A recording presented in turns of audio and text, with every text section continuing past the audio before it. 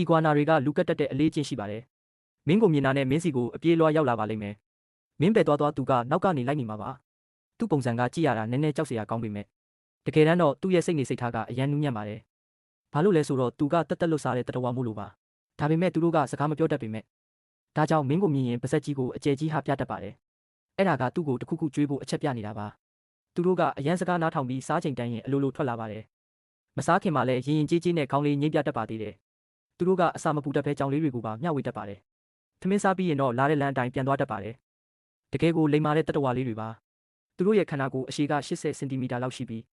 အလေးချိန်ကတော့10ပေါင်ကျော်လောက်ပဲရှိပါတယ်။အပင်တက်တဲ့ခွေးလေးတစ်ကောင်နဲ့ဘာမှမချပါဘူး။သူတို့ကခွေးလေးတွေကိုတောင်ကြော်ပြီးမင်းစီကိုဖတ်ဖို့လာတတ်ကြပါတယ်။ဒီလောက်ရက်ကခွေးလေးတွေကိုမကြည်မနှက်ဖြစ်စေပြီးဟောင်ခိုင်းစေပါတယ်။သူကတကယ်ကိုဖော်ရည်လုံးပါတယ်။မင်းကိုမြင်တာနဲ့လျှက်စီးလက်တလို့အချိန်နဲ့ပြေးလာမှာပါ။အစာစားနေတဲ့အချိန်မှာတော့မင်းသားမှာကတ်နေချင်တာပါ။ဒါပေမဲ့သူတို့ကအေးဒဏ်ကိုအရန်ကြောက်ကြပါတယ်။အပူချိန်10ဒီဂရီအောက်ကျဆင်းသွားတဲ့အခါ